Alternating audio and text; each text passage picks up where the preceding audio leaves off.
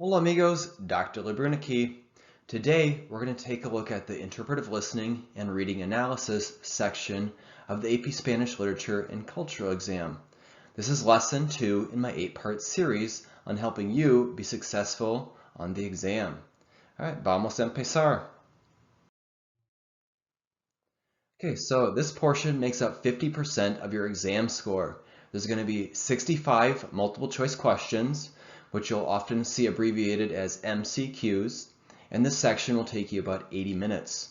In the interpretive listening portion, there's going to be 3 recordings, and we're going to break that down a little bit more for you in this video. And then also we're going to take a look at the reading analysis section, and again, we're going to look at that a little bit more in depth in this section. Okay, so let's take a look at the interpretive listening section. Okay, so there's only 15 multiple choice questions that you're going to answer based on 3 audio clips, and this is going to make up 10% of your overall grade for the exam. All right, the first listening is going to be an author interview or something along those lines. It's going to be about a 1 to 2, maybe 3-minute clip, and you'll only hear that one time. Then you're going to hear a poem, again, maybe about 2 minutes, and this one you'll hear 2 times. And the third thing that you'll listen to may be a literature analysis, and you'll only hear that 1 time. So that gives you the format of the listening portion, and I'm going to give you some tips on how you can be successful.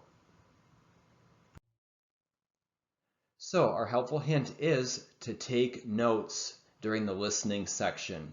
So you're going to need to refer back to these notes while you're answering questions. If you don't take down any notes, you're going to have to answer them based on memory. So it's going to be a lot easier if you take down some notes and jot down things that you hear during this listening section. So what are some ways that you can practice listening ahead of time? Here's a few resources that you might find handy. All right, the first one is called Spanishlistening Org. At this site, you can pick people from different regions. Maybe you want to practice listening from Spain or Argentina or Cuba or something that you're not familiar with, or there's different cultural themes, or there's different grammar concepts you can practice listening to. Also, listening to Spanish music is a great way to practice your listening. You can watch videos, look at the lyrics, or just have it in the background while you're working on something else. Movies in Spanish. So if you're going to watch a movie for fun, why not put it onto the Spanish setting? And you can pick the subtitles in either Spanish or English, whatever your preference might be. See if you can immerse yourself in Spanish. You can even do that here at a restaurant that will speak Spanish with you, or maybe a church service. Or if you have the opportunity to travel someplace, make sure that you're practicing your Spanish with whoever will speak Spanish with you. Another place that you can search is online. There could be news sites that have the weather, and they typically speak at a pretty quick pace because they've got a lot of information that they want to get into a short time period. So those are some ways that you can practice listening. Check those out.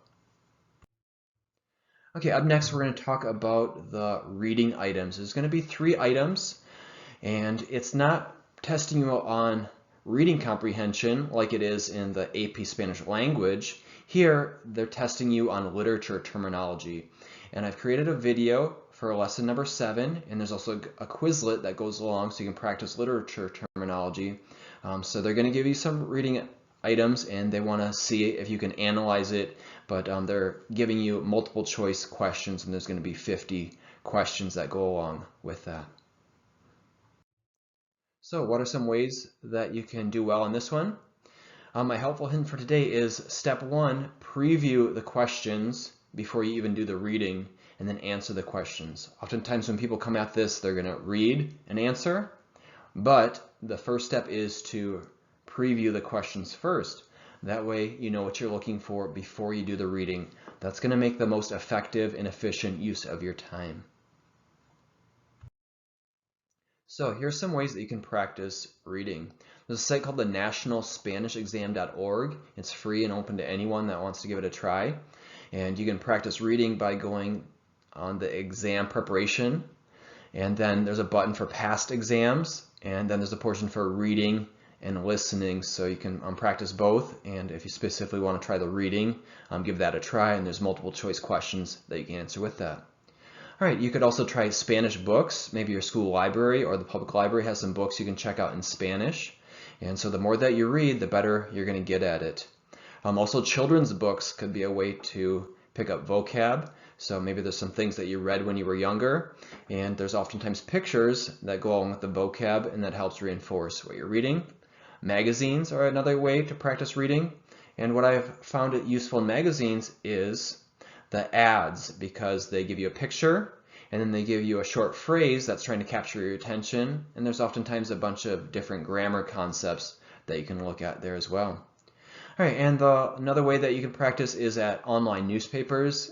Here's just a few examples: elpais.com, nacion.com, croi.com. And you can test yourself, answer the questions who, what, when, where, why, how, and also keep picking up new vocab as you go through that. So our helpful hint here is create a list of words that you're learning as you're reading, and then study them. So again, I've created a vocab list in lesson number 7, and I've also created a Quizlet. You could do the same thing with your own independent list. So when it comes down to it, reading comprehension is maybe 80–90% vocab knowledge. Same thing with the listening comprehension. So the more words you know, the better your comprehension is going to be in those areas. All right, so that was it for the lesson number 2, interpretive listening and reading analysis.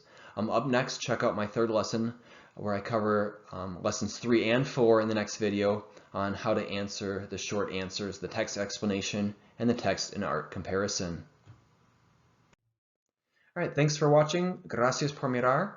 This has been Learning Spanish with Dr. L. I hope that you'll click the subscribe button for free access to all of my videos.